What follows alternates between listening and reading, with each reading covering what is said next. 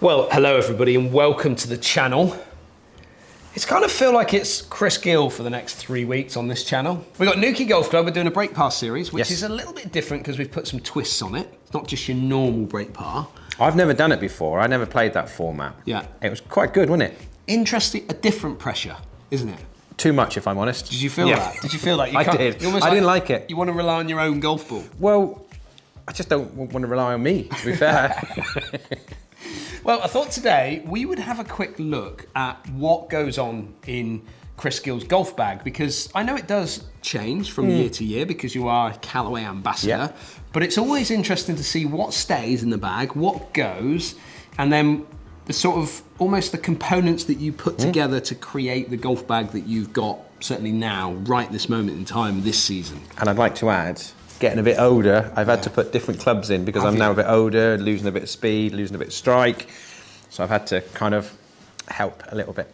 Well, on that note, let's have a little dive in to your golf bag. Let's go. Where do you want to start then, Daniel? Well, actually, whilst we're at it, should we just go straight down to that golf ball that's on the deck there? There you go.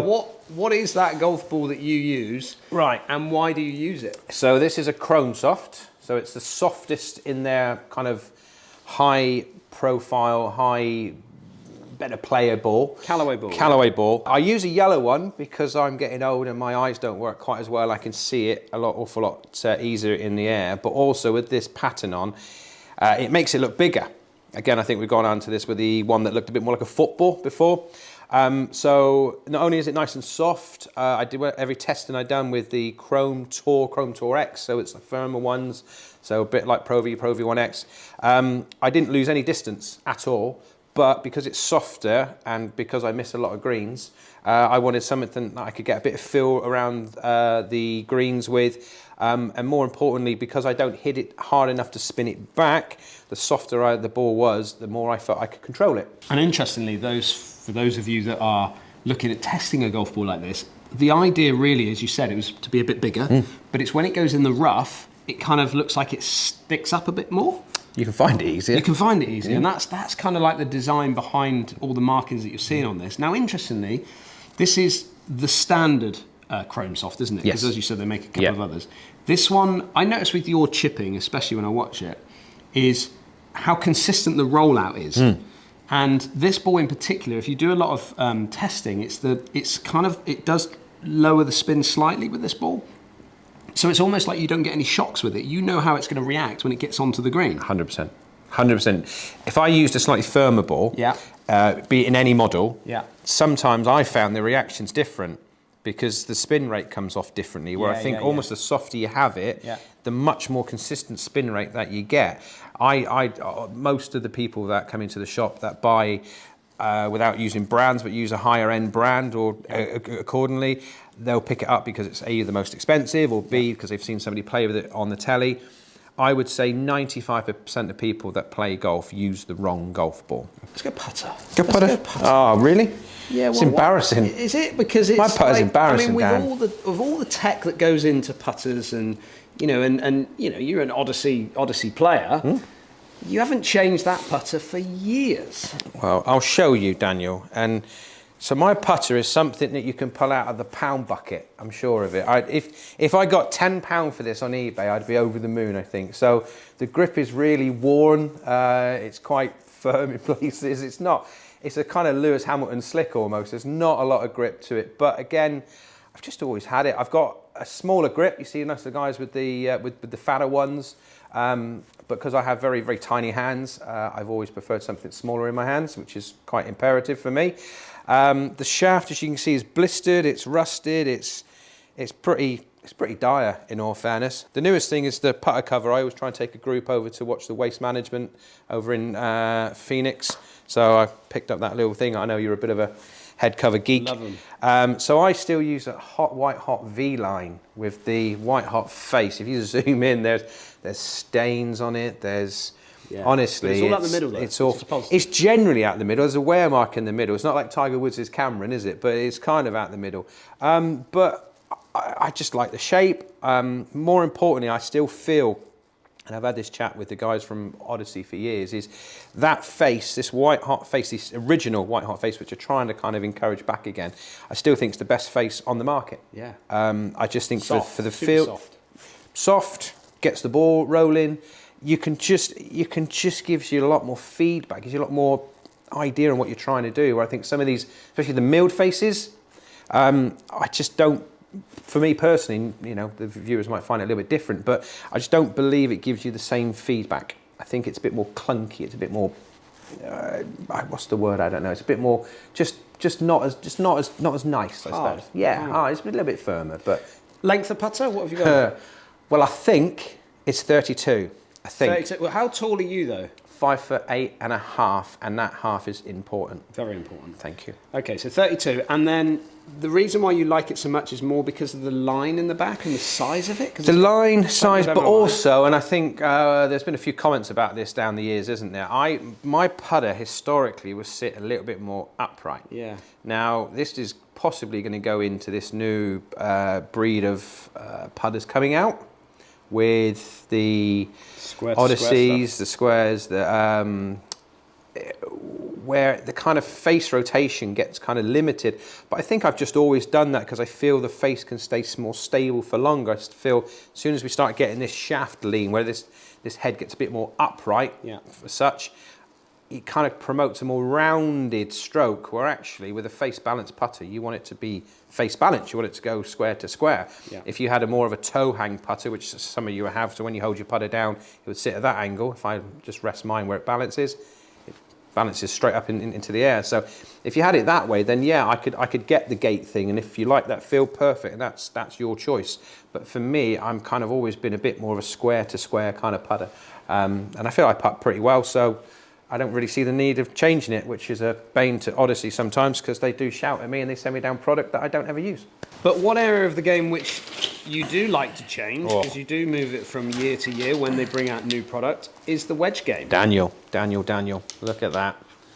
So these are the new Opus. Yeah, I've not really reviewed these yet, so. I was very, very impressed. If you're a bit of a Callaway man, or or lady, sorry, but if you're a Callaway player and you like the look of the Callaway wedges historically, these do have a different look. They are way more rounded, and they don't look historically like an original or an authentic Callaway wedge. But that said, the groove patterns, the feel you get off them, the weight in, and especially with this, and we'll touch on the tungsten in a minute, but I just love the spin rate. Every time I've done any testing, anytime I've done any sort of ball launch monitoring, etc., because as you rightfully say, I'm a bit of a geek when it comes to wedges and short game. These come out, the spin patterns come out fantastically consistent. And I think that kind of ties in a bit to with what we were saying with the ball, is that when you know how it's going to come out, when you know how it's going to react, the game is an awful lot easier. But this new one here, so the tungsten, the blue tungsten that I've got here, the Opus, is extraordinary. Spin rate went through the roof, launch angle came down, and the feel of it is remarkable, and I absolutely love it. And it took me a lot to get out of the old 60 that I had, because I do chip a lot with a 60. But this here, putting the weight at the top, lowering the ball flight down a little bit, spinning it a little bit more, I absolutely love it.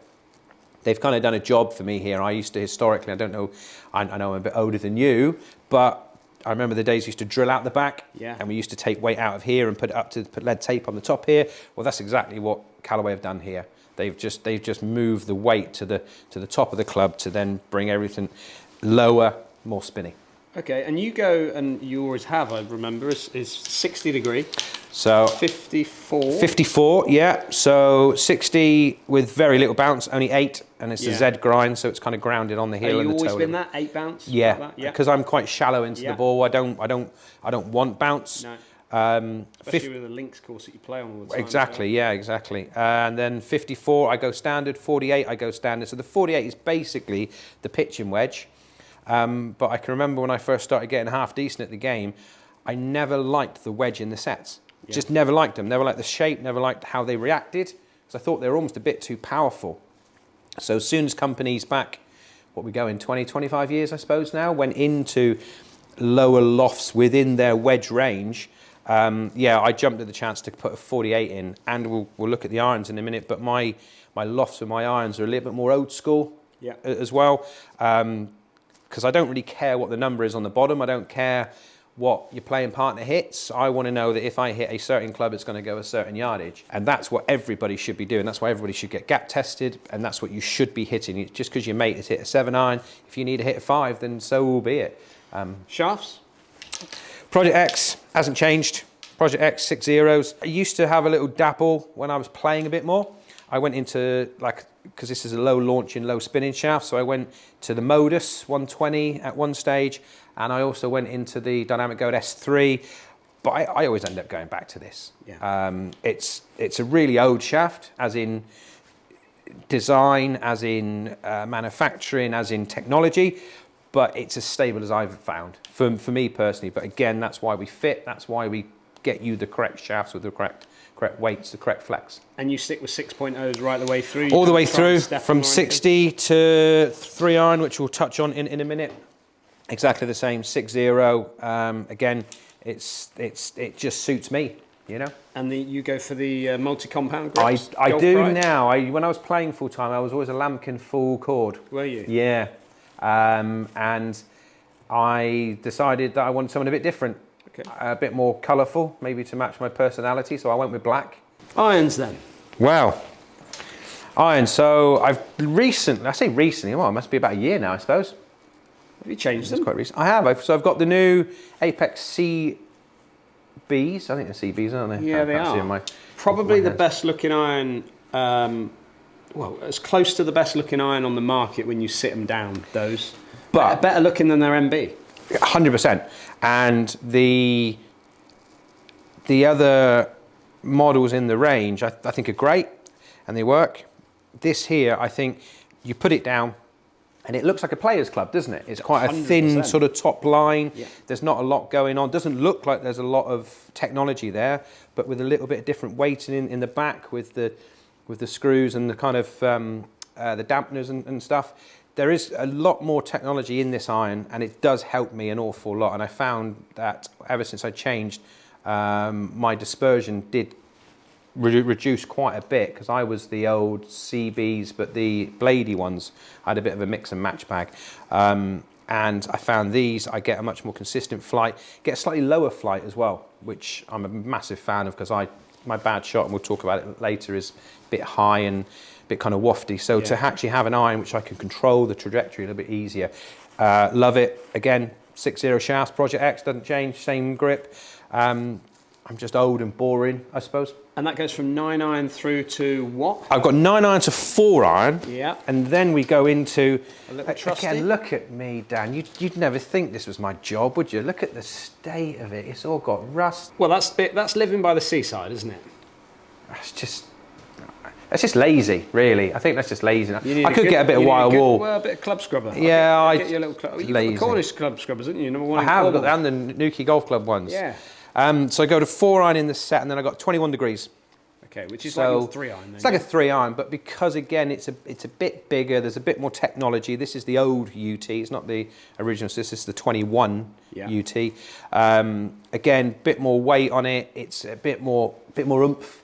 But more importantly, it's a long iron, and it's kind of designed to be a bit more user-friendly. It's not a bladey iron or anything like that, and it's certainly not a hybrid, which I've got away from, and again, we'll explain that later. But I just like it because I can hit it off the tee. I can hit it about 220, I suppose, 220, 230. Yeah. So playing around links golf courses in the summer, it's great just to find fairways.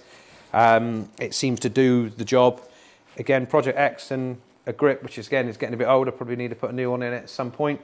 But again, I don't change a lot. I'm a little bit stuck in my ways. I think I'm older before my time. Your head cover game has improved over time, I would say. There was a period where you were not thinking as much about your head covers, whereas now no, because I used to get paid to have them. That's why. That what it was? Yeah. So wasn't that a choice? Now I'm not paid. I can put on whatever I want. It's brilliant. How things have changed. How the mighty have fallen. So this is from you, actually. Or this not from you, not the club, but the idea is from you. So I've gone to a 5-wood. Wow, yeah. I've not seen you with a 5-wood. So I had a 5-wood in the bag now for about a year, I suppose. And the reason I had a 5-wood in is because I used to have a hybrid. I used to have quite a strong hybrid, 18, 19 degree hybrid. And I just felt that I couldn't float it. They were almost a bit too powerful. Come off quite flat, not spin enough. And because getting on a little bit, certainly not old by any stretch, but getting on in age a little bit, and you need a bit of help, bit more weight, bit more soul. Yeah. You know, you can get out of those tougher lies easier, you can float it easier, I can still hit it sort of 230, 240, but it just gives me those options. The only option it doesn't give me is that kind of bullet off the tee. Yeah. Well, you know, I'm starting to play golf courses now where I don't really need that, and they're too much. I was going to say anymore, but too much. So I just find it a lot easier to manipulate, I suppose is probably the word. But I know we played a lot, and that TaylorMade thing of yours, that RBZ, you could hit it from like 180, or you could hit it from 230, and it was just like a little sort of magic stick, wasn't it? It was like Harry Potter walking down the fairway. Is. But this is the triple diamond? So this is triple diamond, again, the lower spinning head. Again, my bad shot is high, it's spinny, so that's why I went for that head. The shaft is an upgraded shaft. It's a Fujikura Pro 2.0. They are quite expensive, but Callaway are great with me. I can't, you know, they are fantastic. And when I went and got fitted about 3-4 years ago, I just fell in love with this shaft. I absolutely loved it. It's as close to the old Pro Force as I found. Yeah. Low spin, low launch, but very little torque. So I can feel the head a lot more, and that's what I kind of like. Because I'm a bit old school with my swing, I'm a bit handsy.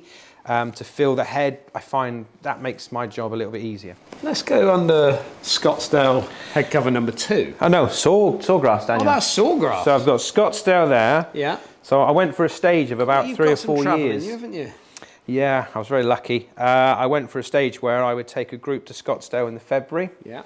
And then a group to the Players, sort of March, where it changed back to March, back in, was that 01, I think it was, or 2000. Yeah, so, what a place, by the way, if you get a chance, got to go. Yeah, I want to get so it's basically the 3-wood version of what I've got in the 5-wood. You matched them up? So it's the triple diamond, same paradigm, smoke, but here you can change it.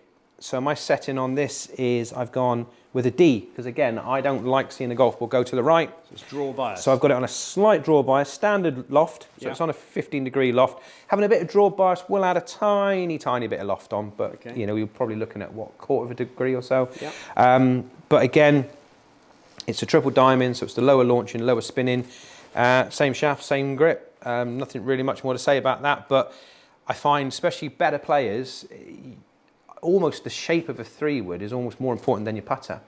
I think finding a 3-wood is just key. And if you find one, don't put it on eBay. If a new one comes out, just keep it. Yeah. It's really important you keep a 3-wood, because they are like rocket horse poo sometimes, aren't they? Yeah, you know what I mean? To find one you like and you put it down. It sits right. Because it's your backup driver, isn't it, really? It's your go-to when all things go a little bit wrong. 100%, 100%. And if you can, again, if you find one, just keep it. Just keep hold of it. Yeah, absolutely right. And then that moves us nicely then into the big stick.